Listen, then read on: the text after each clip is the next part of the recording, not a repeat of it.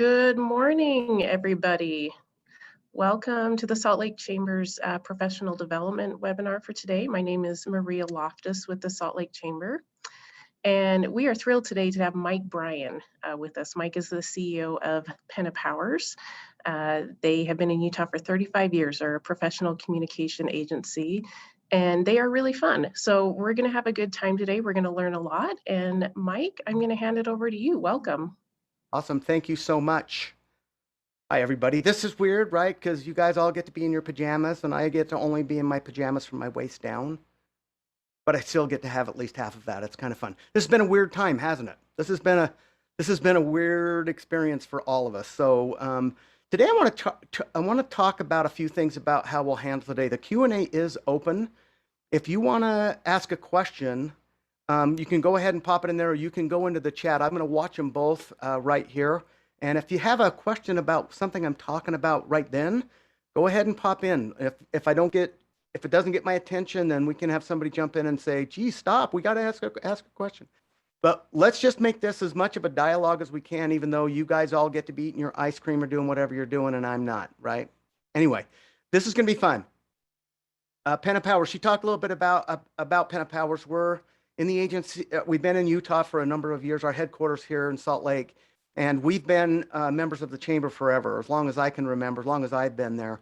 And it's been a great experience for us. And today we want to specifically talk about three primary things about what's going on with this whole pandemic thing, and where are we going? What are we going to be able to do with this? Okay, so I'm going to talk about three specific things, and you can stop me in the middle of this. And I'm going to try to get to the end quick enough that we can have some Q&A as we get to the end, okay? Let's first talk about the current environment here for just a minute. Now, I don't know if you've watched any TV and the news. It's like the end of days, right? I mean, it's chaos everywhere, and it's crazy. We have changes in our politics. We have changes in our business. Our economy's getting nuts. Everything's going crazy, right? Well, it puts a lot of pressure on us. It puts a lot of pressure on you as a business owner trying to think, how am I going to handle all of this? The biggest thing that you need to think about is what am I going to do with what's happening? So let's get a clear picture of what's happening. It's been brutal to some industries, but I want to show you a little bit of a snapshot of what's going on with the state of Utah right now, just really quickly. But it's kind of better to kind of ignore that national news because it's brutal. It's kind of hard to watch. But Utah's economy actually has been faring relatively well during this pandemic, okay?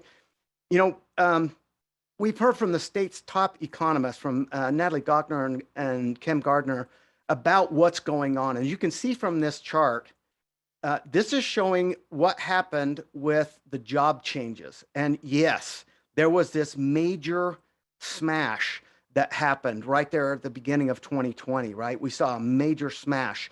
But you can also see that we bounced back way faster than the rest of the country did. And we're almost back to normal. In fact, unemployment rate now is less than 1% different than it was pre-pandemic. 2.5% in February of 2020 was as a historic low. It's a historic low. Utah's one of the only two states in 2020 that ended with job growth, 0.6% in December. Idaho was the other state that actually experienced that. In rich states, poor states, they rank Utah as the #1 state in the U.S. for economic outlook right now. Now, that's a big deal. And look at what happened with the unemployment claims, okay? This is March 21st, 2020 to February 2021. You can see that spike as the pandemic hit. But look at what happened around September. Between September and November of 2020, we started to flatten that back out. Now, it's still above, the 2019 average, but it leveled out pretty good, okay? Now, not all Utahns have been affected the same way with this pandemic. Utah's, especially young people, households with lower average incomes and minorities have been taking a big hit. They had a loss of income, some mental health issues, stress, worry, a lot of depression, worrying about having enough food even. In fact, we've been working with the Utah Food Bank. They've been pressing full court press, trying to meet that need right now. Now, let's look at the percent change in leisure and hospitality jobs. This is where the real hit came. Okay, this is where the real hit came. Food services and drink places, accommodations, arts and entertainment, recreation. Total leisure and hospitality took a major hit. Okay, Tourism, Utah national parks were down 25% in 2020. Salt Lake International Airport said that they were down, passengers were down 85%. That's a huge hit to the economy, right? People just aren't moving. We knew that, right? And look at this. This chart is super interesting to me. This is January 2020 snapshot versus January 2021 snapshot. Okay. Down 0.05%. But look at the construction and manufacturing industry and the financial activities. Okay. Leisure and hospitality took a pretty good hit. And if you look at the natural resources, when I looked at that, I was like, what in the world? Okay, oil and gas. They didn't fare so well while driving and travel was down in 2020. And here's something really interesting. We work with zero fatalities for the state of Utah in the UDOT program. And what was amazing, the fatality rate on Utah's roads actually increased. Fewer cars, but that meant what we are assuming is cars were going faster because there were fewer cars and there were less crashes, but because of accelerated speed, most of those crashes turned into fatal crashes. And that's what happens when you see these big shifts in our economy, okay? But you can see professional services, trade and transportation, we held on pretty good, but this is what the expectation is. This is where the good news comes from. They feel like we're heading into the end of this. We're getting vaccines. We're watching the hospitals start to empty it back out. We're seeing it start to change. And they're actually expecting a roaring 20, kind of like when in 1918, the Spanish flu. When the Spanish flu ended, people went crazy. Now, I mean, you can even feel this in your own household, right? We got to get out of here. We got to go do something. In fact, I have a friend of mine, we were having lunch yesterday, and one of my partners at work, and he told me that he and his family had planned a trip to go on a cruise, obviously, last year, and it got bumped. He called the cruise lines to find out if they could do it next year, not 2021, but 2022. And he asked the agent, when do you think I should book this? And she said, right now. It is getting crazy. I can feel it. I don't know if you can feel it, but I can feel spending. In fact, it's kind of interesting because the National Retail Federation said that they're expecting the highest consumer spend in 17 years starting this fall. They think it's going to get crazy. Ad Age actually reported that they polled a bunch of companies, and 60% of the brands that they polled are increasing their advertising spend starting in the fall. I think you're going to see an explosion. You're going to see people moving. So you got to ask yourself this question. In your business, are you ready? Are you ready for that? Give you an example. We had our rain gutters ripped off our house in that last windstorm, right? We had everything, earthquakes, pandemics, everything. That wind ripped about 6 of our rain gutters off our house. I can't put them on. They're way too tall. My mom won't let me anyway, let alone my wife, but my mother won't let me. And we called to get them replaced. Nothing. We couldn't get anybody to come out. And yesterday, I drove home from work and I pulled in and they're putting our rain gutters on. You've got to be ready. You've got to be ready for this. Demand is going to spike. It's going to spike. And you've got to be ready to do it because we're going to talk about 2 really important things that are really important right now. In fact, you probably should have been doing some of these, but it's not too late. First, let's talk about retaining business. What's the most important thing we can do to save our businesses? Now, everybody took a hit. Supply chains took a hit. We had a refrigerator go out. Seriously? We had to take a floor model because they said it was going to be 4 months before we could even get a refrigerator. Supplies are hard to get a hold of, okay? So that's a big issue, being able to even service your customers right now. But retaining your relationships with your customers is the way you keep your business alive. Relationships are everything. And it's so important that you're reaching out to them to let them feel the love, to know that you're still here. In fact, look at this. This is really interesting. You have to keep what you have. Retaining clients, it should be your primary focus right now. According to I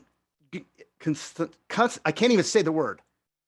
You got to go. I've got it down there in the thing. It's a weird word. Consultancy. It's a weird word. Companies focus only 18% of their resources and efforts on keeping customers. When they have a customer, they kind of think, well, now we're just going to do our job and give them what they expect to get from us. When it comes to getting new business, they spend nearly 44% of their resources on customer acquisition. That's always really confused me. And it's confused me. And look at this is also very interesting. It costs 5 times. Acquiring a customer costs 5 times more than retaining one. Okay. Plus the cost that it takes to get them up to speed. That said, if you have clients that aren't working out so great, this may be a good time to get the clients that aren't helping you be profitable out of your way. Get rid of those bad apples, right? But so how do you keep relationships? This is one of those things that people think I can either do this or I can't. You go do the strength finder and you find out, do I have woo or do I not have woo? I don't know if I can actually do this. But it's a very simple equation. Relationships are a function of trust, and you have to stay engaged, even if you're not delivering products and service to them at the moment. They need to feel like you're engaged. They need to feel like you have a relationship. Loyalty is a function of that trust. And even if you can't provide it, that contact, letting them know you're still there. Remember, one of the easiest and fastest ways to pick up market share is when competitors leave the market. That releases fish in the ocean. And so if you have some competitors that aren't paying attention to their customers, they're not keeping their relationships, there will be fish back in the ocean. So you need to be reaching out to them, but you can't lose yours in an attempt to get something else. That 44% of new acquisition, especially during this time, is so much more expensive than it is to go and make sure you keep the clients that you have. Okay. Whatever you do, don't go dark. Don't just say, well, I'm just going to quarantine inside my house and hopefully at the end of this, I'll still have all my customers and they'll just keep buying from me. Like we just pretend this didn't happen. We pretend 2020 just did not happen and we keep moving on. It's kind of a dangerous thing to do. So reach out, even if it's just to say, hey, I'm still here. How are you doing? How's your family faring out of this thing? I know you're not ordering right now. I completely understand, but I want you to know that I'm thinking about you. Now, remember this. This is also something that's real important. We're going to talk about how do you pivot? How do you shift during this time? But I got to tell you, you've got to look at your product line and look at your clients that are buying your products or services. And is there something that they might not know about? This is just a good opportunity to reach out to them and say, hey, I want to remind you, we have this offering, we have this service for you. These things are really important to you. Even in our own company, we had just spent a ton of money, a year, preparing to do professional development workshops. And we had a seminar to launch everything. And it was supposed to happen the week the pandemic shut everything down. I mean, we had spent a year and hundreds of thousands of dollars getting this ready, and it shut us down. Now, we were in a really interesting pickle. We hadn't got any clients, so we weren't really worried about what do we do with the clients we already have. We can't go into their offices and do this. So we decided we're just going to have to figure out what we can do in the event that something does happen. We had somebody on the book, some are already on the books, so we figured we've got to figure this virtual thing out so that we can deliver them. Now, we also had an existing client. We work with the Zero Fatalities program, like I told you. That program is heavily engaged in outreach. We're speaking at high schools all across the state, like several times a week. Hundreds and hundreds of parents and their teens are coming to these events, and it stopped cold. Well, in wake of that, the director of the Department of Transportation, Carlos Braceras, put a goal out to his Zero Fatalities team. He wanted to be in every single high school in Utah. Okay, well, 2020, that was a bust. There's no way that was going to happen. Well, we adapted as quickly as we could. We have a sound studio at our agency. We turned it into a virtual studio. We now currently, and most of 2020, do 2 parent nights a week from students ranging from all the way at St. George all the way through Logan. Every high school in the state of Utah can touch this now. Now, we're going to go back out live as soon as we can. We prepared a new presentation, but we adapted as quickly as we could. And this is something you need to think about. We didn't just adapt this. It was intentionally for that one client, but we now have this capability to do unique high-tech green screening like you're seeing right here. We didn't know how to do that until this happened. So you've got to stay engaged with your customers, do what you've got to do, and then get ready to adapt. We're going to talk about that. Now, how do you develop business?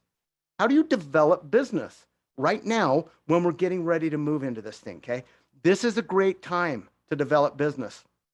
I'm going to talk to you about a couple of examples in our state that did a shift. They just changed their business so that they could save themselves, and they literally started something that could go very, very long term. First one I'm going to talk about is Dale Cardinale. Now, he's a ski patrol director and an avalanche forecaster up at Snowbird Ski Resort in the winter. And in the summer, he operates this worldwide trekking company where he usually guides these clients on summer treks, places like Nepal, Patagonia, Peru, all over the world, right? These crazy places. When COVID hit, his business literally took the hit of a lifetime. It went to zero. Well, he had to do something, right? He had to do something to survive. He can't just shut down for a year. So he developed an itinerary that offered the chance for people to experience. Oh, hold on.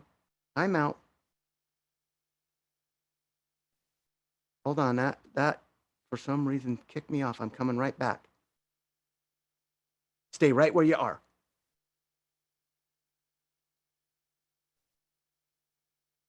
Wow. Hold on.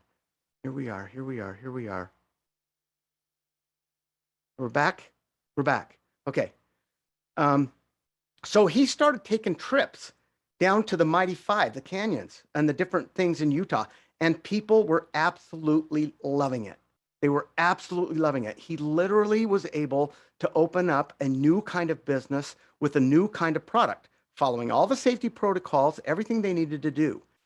Look, when this hit, his service and his offering left everybody's mind. It's not going to happen.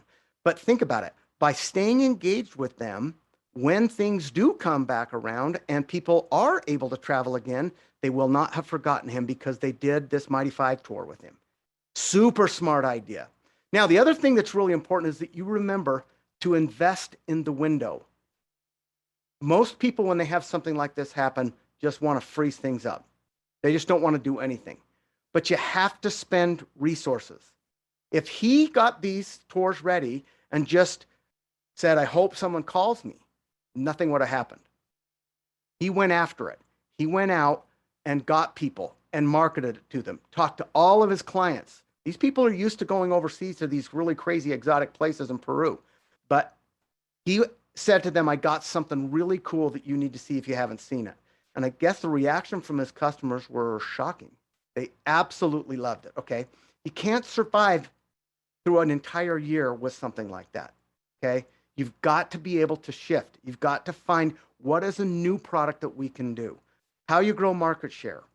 Number one, bring a new product or introduce them to a product they may not have purchased from you before. That can help you retain and grow that market share. The other thing is watching the business climate. When competitors leave, you've got to pay attention to your competitors. If some of them decide to change businesses, they're going to leave fish in the ocean. They're going to open up market share. You need to be ready to move, okay? You need to be ready to move. So here's some of the things that you can do to bring customers back. You have to motivate action and engagement. So find new ways to engage your customers. Motivate them to engage with you. What can you do to open their eyes and get a feeling that you're still in a position to provide great products and services? Communicate new product previews. Gives them a chance to connect with them. Gives you the ability to show your products and that you're proactive and committed to providing them those new offerings. Do some kind of free in-person consultation. If you don't have a new product, what could you offer them that would bring value? Could you review their systems or assist them in refining some of the offerings they offer their clients? Do a free audit. Do something for them that would maybe only cost your time, because that time is going to be worth its weight in gold to keep that relationship with these clients. It's so important that you don't lose customers during this time. Now, the next thing that you have to do is you have to take a deep breath. Okay, really quickly, I want to share with you, years ago, I ran a multimedia company. And it was kind of a new thing. It was right when the internet came out. I didn't invent it, but it was right during that time. And I had a client on the line that was going to make my payroll for 3 months. And it was going to get us to a point, I had other things lined up, but this was going to get us to a point that I honestly thought it would push us over the hump and we were going to take off. I was in the process of actually merging with Penn Powers right during the 2002 Olympic Games. This client of mine, I thought was going to be my golden goose. It was going to save me because I was in a tight spot. Remember, during the Olympics, we were in a tight spot. And one of my references worked for a company that was called Campus Pipeline. I'm not even sure they're still around anymore, but one of the people that I worked with there, I asked if he'd be a reference. And he said, absolutely, you're the best. This is the funnest thing I've done working with you. Absolutely, I'll be a reference. So I put him on my referencing. We started going to the process of pitching this thing, and they asked us for our references. I turned them in. All the phone numbers were in them. I had a friend at that company, and I thought, I got this. I felt really confident that I had this in the bag. I went home from work, waited for the phone call from the customer to say go, and it didn't come. Next day, I was a little bit worried. I didn't hear from him. That afternoon, while I was driving home, I got a phone call from the client, my friend at the client. And he said, dude, I got some bad news.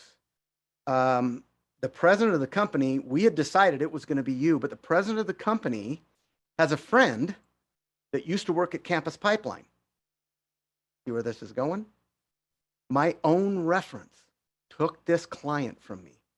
He said, he's decided to start a company doing multimedia like you, and the president is one of his best friends and said he wanted to help his friend get started. And that business went to him. Okay, I was devastated. Literally, I had $37.48 of credit left. Line of credit gone. Every penny I had was gone. I was tapped out. I went in the house, ready to explode, put on my running clothes, and I ran 12 miles in the rain, crying. Actually, it didn't start raining until the last 3 miles, and then that got comical. It's hard to run while you're sobbing. Some of you have had that feeling. I came home and I laid on my driveway, right in the middle of my driveway. It just was pouring rain. I started laughing. I could not believe the situation I was in. I was losing my home. I was losing my cars, and I had a wife and 3 kids. I honestly didn't know what I was going to do. I went in the house. I was a mess. I had tears and snot in my eyes. I was a nightmare. I was sopping wet. I went into the bathroom. My wife came in and said, okay, what is going on? I told her the story. And I had let her down big time. And she said, hey, listen to me. You can do this. I've seen you do this before. Now you're scaring the kids to death. Clean yourself out and come out to dinner. We have a ton of equity in the home. We'll sell the house. We'll start over. You're going to be fine. And she walked out. I'm lucky I have a person like that in my life. And if you're an entrepreneur, this may be the moment you're laying on your driveway. You've got to take a deep breath and you've got to get up and go. You just have to move. The future's going to change. It's changed. The way things do, what we do is different. You've got to find ways to keep yourself motivated. Make it a competition with your staff if you've got staff. Create, reward programs. Try to stay away from food because that ends up being more of a hindrance than a help. But find a way to reward them. Find a way to reward yourself. Go get a massage when you get a client. When you hit a big sell, take some time and go for a bike ride. Do something that's going to keep you motivated. You have to stay motivated because that is going to keep your peace of mind. That's going to keep your body healthy. And that's going to give you the tools you need to be successful in your business. Now, let's talk about the pivot. How do you pivot safely? What does it mean? Pivoting safely doesn't mean pivoting out of what you do. That can be very dangerous during a time like this. Don't change what you do because trying to start something new when there's already a competitive environment and clients aren't buying is the kiss of death, okay? That's an entrepreneur's nightmare. Don't do that. It doesn't mean abandon. It means innovate. What can you do? What are some unseen opportunities that you haven't leveraged that you might be able to do to take advantage of right now? Break some rules.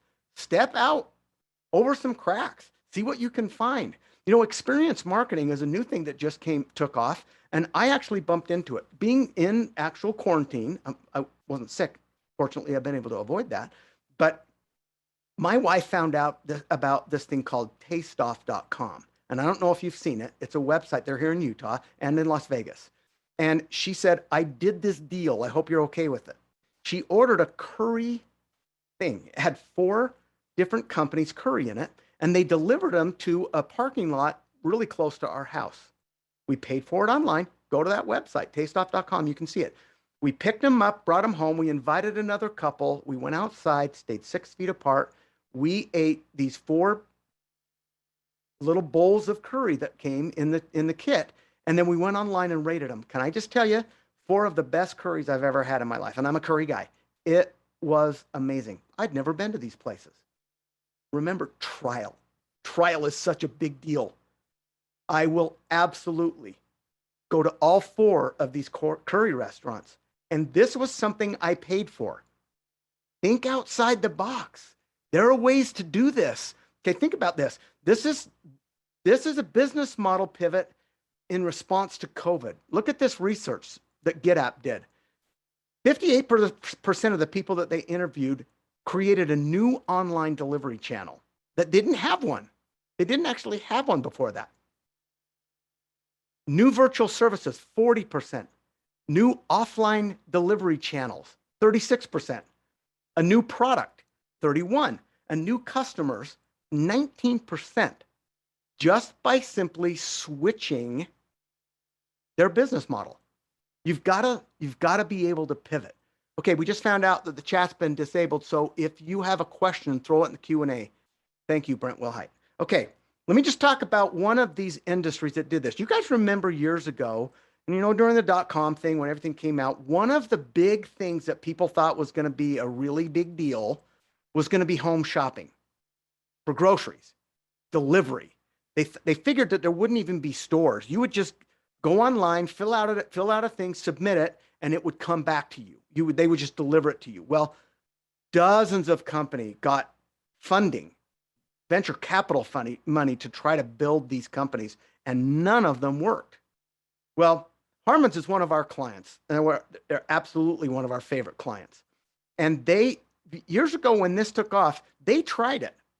They tried to do this, but it was so cost prohibitive. Sure, you had a couple people that would do it, but you couldn't make it profitable. And you almost couldn't make it economical enough for people in the main population to do it, right? Now, Harmon's had just released their website for online shopping with a pickup where you could drive through their stores and they'd have it all bagged up for you, put it in the back of your car, and you would go. Lots of companies were starting to figure out how to make that work. And then the pandemic hit. When the pandemic hit, this took off like crazy. And Harmon's home delivery took off like crazy. I have a sister-in-law who I love dearly, lives literally across the street from me. We're literally about 3 miles from a Harmon's. And she told me about a week ago, she has never set foot in a grocery store since February of 2020. She has everything delivered to her. Now, I said, okay, that's got to be crazy expensive. She said, you know what? My time is worth it. I don't want to go in that store. I was afraid to go in the store. Now I'm so used to it, I will never go back. This is something you need to think about. Is there something you can offer from a convenience perspective? Is there something you can offer your customers that you haven't done before? I use a laundry service, Phase Laundry. They're clear over in Layton, and I'm in Farmington. And it was one of the pains of my life, having to drive my dry cleaning over and stack it up and then go in and do that whole thing. Well, they pivoted and they offered an online home delivery and pickup system. And I think at first I watched them refine this because at first they drove routes every single Tuesday and Thursday. They had to drive the entire route where all their customers were every Tuesday and Thursday. Well, guess what? I'm not setting shirts out every Tuesday and Thursday. So I had my hanger in my front entry was empty maybe a month. They would drive by and get nothing from me. Well, they were smart and they changed it. They now send a text out every Tuesday morning and every Thursday morning saying, do you have anything for pickup? If you don't have anything for pickup, they don't drive your route. Hugely successful. And I got to tell you, I'm not going back. It's worth it a little bit more for me to have that service. And it took this year for us to actually really embrace it. The other thing that companies are doing that I found just absolutely ingenious is they're collaborating. This thirst company, okay, they found that breaking down the barriers of their competition was an amazing pivot that helped everybody involved get their products out and engage their customers. This little Salt Lake based thirst drinks and treats company collaborated with other like minded businesses. Now, their social media channel is full of promotions. They're out selling donuts, cupcakes, and other treats from various local businesses, even though they are considered competitors. They they opened up the opportunity for their customers to cross those lines, providing an opportunity for people to stay exposed to their products, get access to their products, and who knows where this is actually going to go. These companies could find ways that they can actually embrace this way beyond just the pandemic. And I know several of them are looking at it. Why not? This is something that brings additional opportunities for them to sell their products to their customers. Okay, we've talked about ways that you can pivot. A couple things. These are my top 5 most important things for you to remember today what we're talking about. And then we're going to open this up for Q&A and for questions if you've got some. Okay, the first one, this is super important, starting down with number 5. Search for opportunities. Look at your business offering.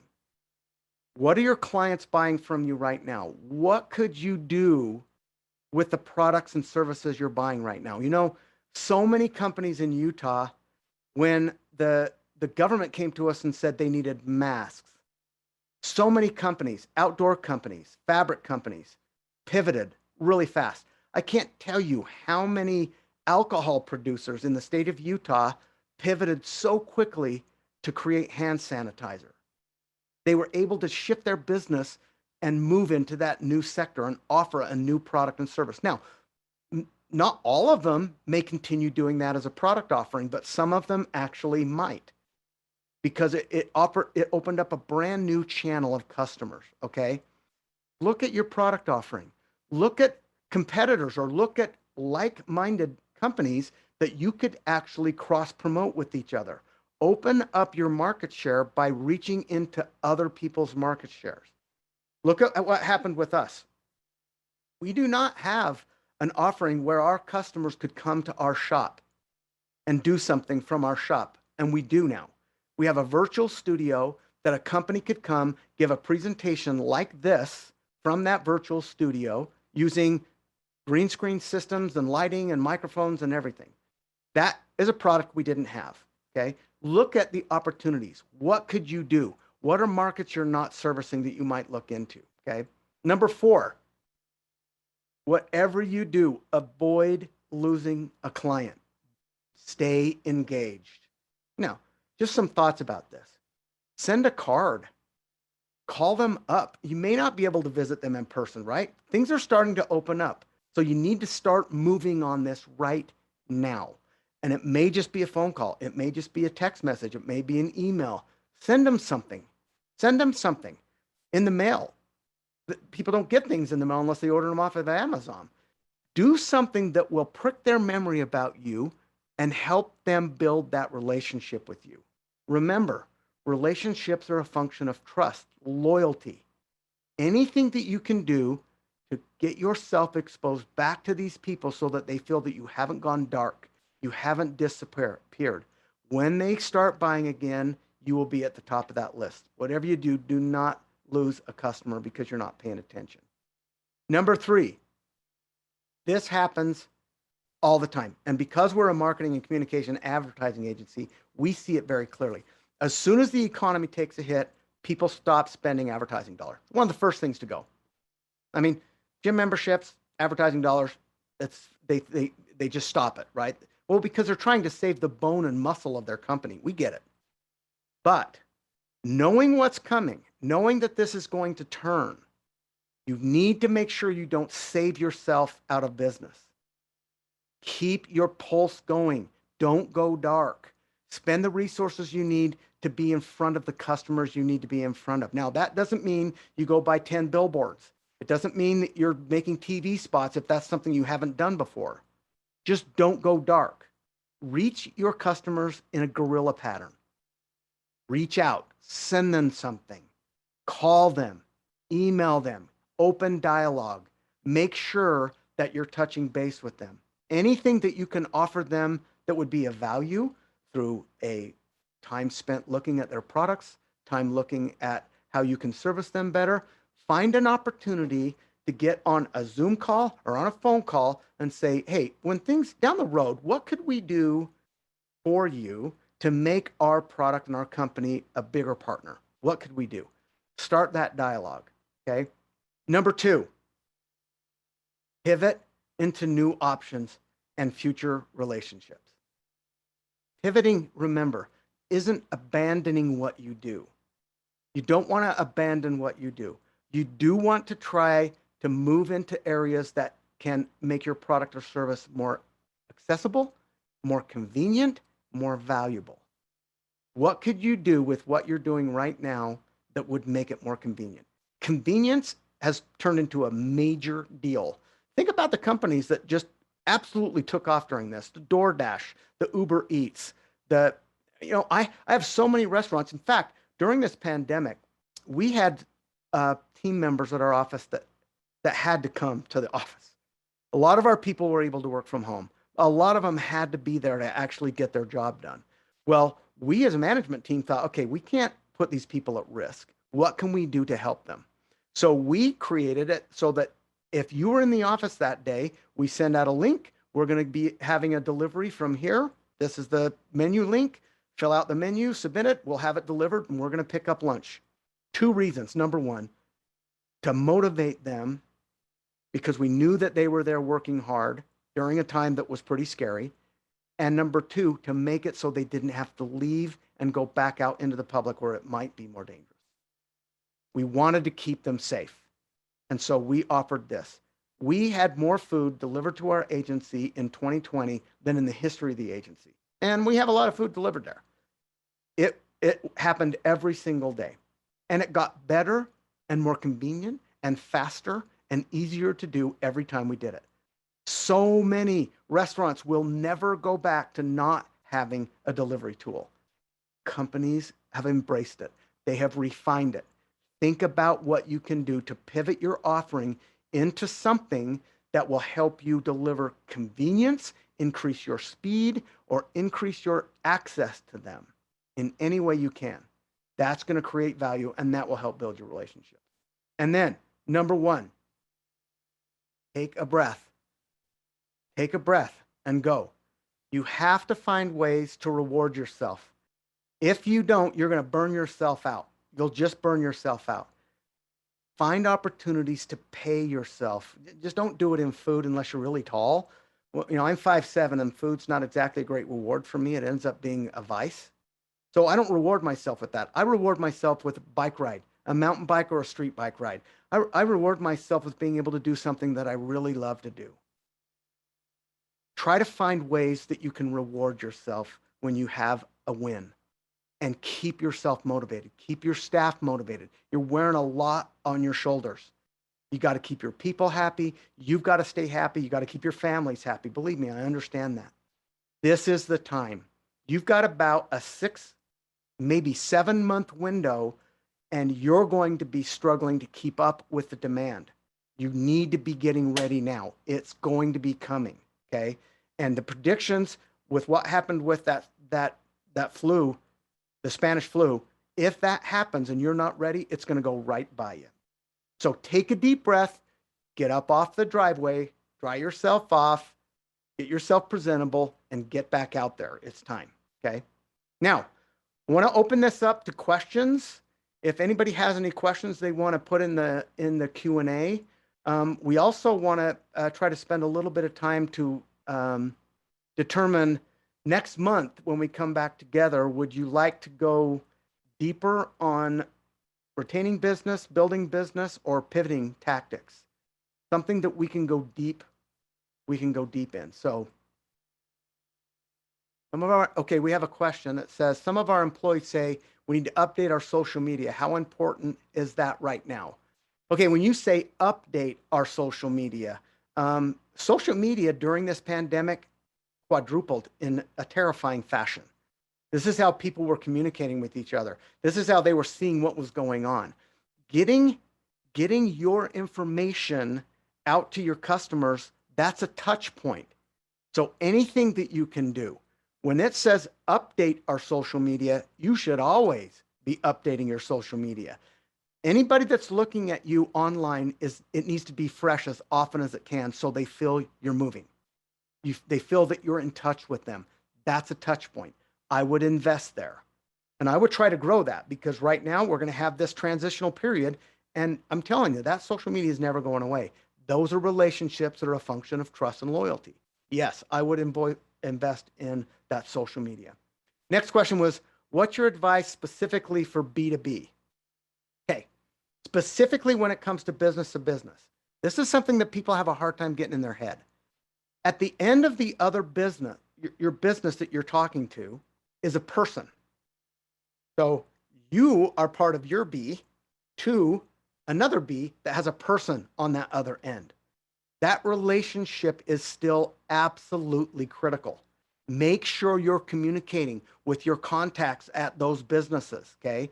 And if you are looking at new companies, if you're looking at some new companies you want to go to, this is an introduction. Now you're looking for opportunities to introduce yourself. And remember, you got a 6-month window when market share is going to flux. People are going to be leaving their vendors because they haven't heard from them. You're going to have new people in jobs. They're going to be looking for someone else. If you've got a client that changed your contact, that person on the second B, you need to get that relationship as fast as you can. That's when people lose business, when there's a career change with someone. When your contact goes to another company and a new one comes in, if you don't make contact, they will look for another vendor. So to me, contact with B2B, the best way to do it is make sure you know what's the person on that other B. Who is that relationship with? And when it comes to market share, if you've seen people from your prospective customers leave and go to other companies, that's an open window, and that means there's a good chance that fish is going to go back in the water. Okay. Next question we have is, what's your advice for a college and creating relationships with students versus customer? That's a good question, Erica. Okay. When it comes to colleges, um, colleges are really funny because you're trying to get new students, right? Enroll with new students. Is that kind of what you're talking about, Erica? How do you create relationships with students or existing students? Existing students or get enrollment?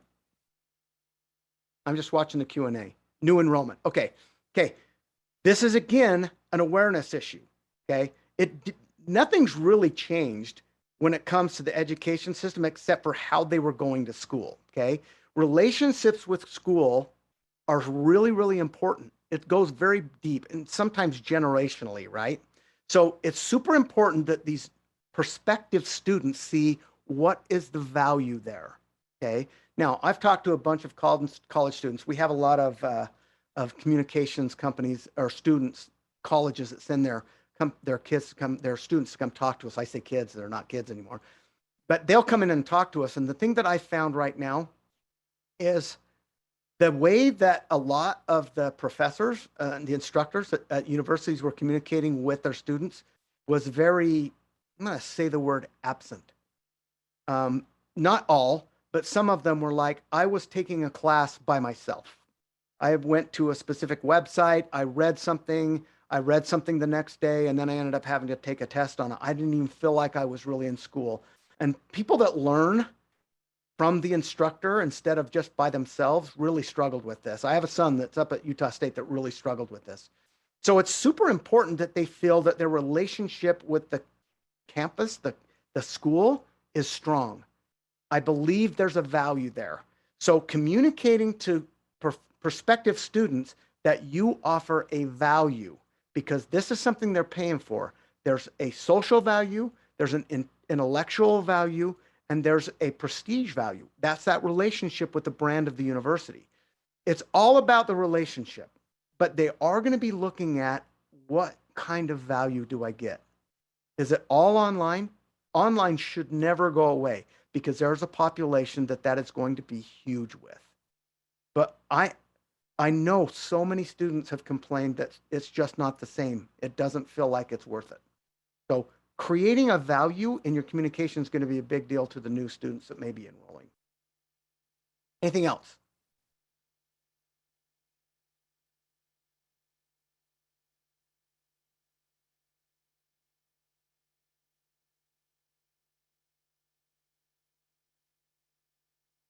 Thanks, Erica. That's great. It's funny because I've talked to, oh, go ahead, Erica, while you're keying that in. I've talked to a lot of businesses that watched their business just stop cold. Just stop cold. I'm a member of the local chapter of the National Speakers Association. That industry I have several professional speakers that had over 100 speaking engagements lined up for 2020 and lost them all in 3 days. Their entire livelihood disappeared in 3 days because all events were canceled. All travel was canceled. That's what these people do full time. And watching that industry absolutely crash to the ground was just devastating. They pivoted, some of them, not all of them. Some of them pivoted elegantly. They've been wanting to put an online training module or a coaching system for years. Now they had to do it. A lot of them had to write a book. This year they did it. Last year they did it. So many of these people, as long as they stayed motivated, it's the people that decided, okay, this isn't for me. I'm going to go back and get a normal job. They left the industry. What that does to everyone that was able to survive that is, again, open up opportunity. Erica asked another question is, how can we motivate staff? Okay, this is really interesting because motivation is kind of like an illness. It's kind of like a pandemic, okay? It's catchy. You need to get a handful of key people. Look around your staff. There's a handful of those people that are the motivators. They either do a good job of it or a really bad job of it. You got some people that come in your office and they're in a bad mood every day, no matter what. And when you say, hey, how was your weekend? You just get ready to hear how crappy their weekend was, right? Those aren't your people. They're the people you need to get on your team because they are impacting your staff. So if you have negative people, my first step would be yank the negative people to a distance lunch and say, we need your help. We need your help in helping us motivate the rest of the staff. Now, you're not saying we need you to stop being a canker or a cancer. You're saying we need your help in helping us motivate them. That will trigger a bell in their head.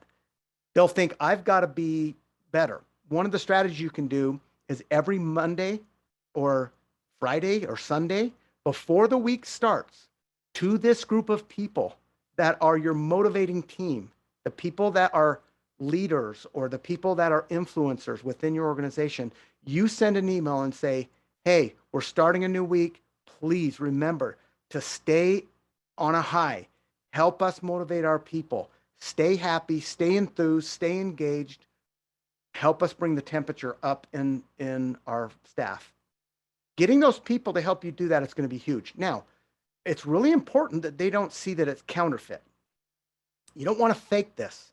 This is something that people can smell and sniff out. And immediately they're probably their initial reaction is, what's going on? Something's wrong, right? If Dave the downer is all of a sudden coming in going, this has been, I'm the yes man now. I'm so excited to see you. Come here. Well, I can't hug you, but I would. That's going to freak people out. Something's going on, right? So make sure it's not fake. It needs to be real. You need to help people because it's a virus. Being happy, being motivated is a virus, okay? Now, you can try incentives, you can try competitions, you can do things like that I talked about to try to motivate staff into being proactive. Those kind of incentive programs are great. The thermometer that goes, we're reaching for a goal, have that thermometer in the break room or the kitchen where they can be reaching for that. That's a great way to do it. Motivating people, if you're looking for clients, motivating them with an incentive, not a bribe, an incentive that says, if you do X, you're going to get Y from the company. We've established that. Things like that will help them. But I think more importantly, moving in, this is another key thing that actually the COVID team from the state communicated. when masks come off, there's going to be levels of how people react to that, right? We need to be really careful. And I think it's so important in the future that we, as business people, we stay motivated at being happy and being nice and being friendly. If someone is going to be wearing their mask, it needs to be okay. If someone is not wearing their mask and there's not a mandate and you're a mask person, you need to be okay with it. We need to be sensitive about creating a rift in just people in general. People need to be nice to each other as we come out of this. We need to embrace each other. It's okay to be different. It's okay. I can't wait for the mask to go away because I'm 80% deaf. This has been the worst experience year and a half of my life because I went deaf again. I can't hear a thing when you have a mask on because my eyes do most of my work. But I can't be mad at people because they're wearing a mask. I have to try to be friendly. So that's going to be something that's going to be coming that we all need to try to be really sensitive to, is motivating each other and staying happy so that we can get back on our feet. Really an important thing. Another real quick thing that's really important before we get ready to go. Relationships, exposure. When we talked about your network, it is absolutely paramount right now. You know that you've heard people say, it's not what you know, it's who you know. Okay, let's get that right. What you know has to be there. You have to have a product or service that's of value. You have to have a customer base that perceives it of value. You have to be able to offer something, right? But the second piece of that equation is huge. Relationships are business. That's how business works. Being a member of the chamber, keeping your membership here is a big deal because those relationships are what tie you, not just to the one client. Because how many times does somebody come to you and say, you know what? Just while you're at dinner, my rain gutters got ripped off. I can't find anybody willing to come out and do my rain gutters. Just so happens, the guy that I'm talking to has a relationship with a rain gutter company. He said, you know what? I got a guy. Let me line you up with my guy. Sends me an email. I contact that guy. Next thing you know, I got 4 guys out there putting rain gutters on. That was a relationship. The expenditure for that communication and that relationship and that opportunity was paid for decades. Relationships are key. You can't ignore the rest of the equation. You have to have something of value. But your relationships are what make that business happen. Your relationships with the people that are rubbing shoulders with you soon to be in the chamber are a big part of that network. Spend time growing that network. Spend time cultivating the relationships that you have, making sure that they're tight. Don't lose them, and finding new relationships. That's going to be a skill that I think everybody could benefit for in the future. It's one that I started working on. When you get on an elevator, it's kind of like a Zoom call. You get on an elevator and everybody just holds still and kind of looks at the wall. And, on Zoom, you can just turn your camera off and it's just like you turned and faced the wall. You just disappeared, right? So you get on an elevator and no one's paying attention. Those elevators are the most uncomfortable things in the world. That's why there's that weird elevator music that's rock songs turned to symphony just to try to pass the time as that elevator's going up and down. I have made it a goal that when I get on an elevator, I'm that guy. I'm the guy that you can't stand because I get in an elevator every time and I say, hi, how are you? Boy, is it great out there. We've got our weather coming back. Isn't that fun? Just to strike up a conversation because you know what? People aren't inherently mean. These are where relationships start. This is where people feel like, wow, that was nice. He was nice. Try to engage people. Try to open those relationships. Start relationships. Reach out. Set yourself a goal to create 5 new relationships a month. Real relationships that you find out who they are, what their email address is, where they work, what they do, because you never know when someone's going to be sitting there talking to you saying, my rain gutters got ripped off. And you have the ability of saying, I got a guy, I got a friend, let me hook you up. Or I wish I could find somebody that did this. I got a lady that is really tight with me that does exactly what you're talking about. That network will grow your business more than anything you can do, especially if you're doing your business within Utah. If it's beyond that, You've got to use your marketing prowess. You've got to spend some money. You've got to stay in touch with those people in a long distance format, which takes a little bit of resource. Anybody else have any other questions before we start to wrap up here?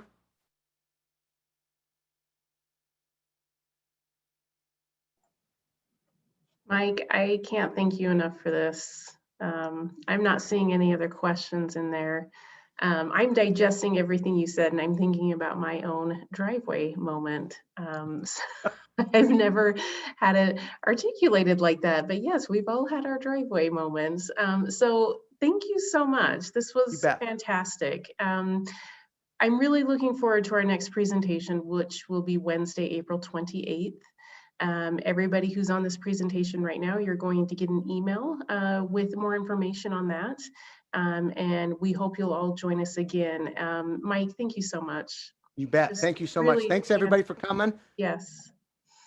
Thank you everybody for coming. We'll see you again on April 28th, and we'll let you go. Have a great rest of the day, everybody.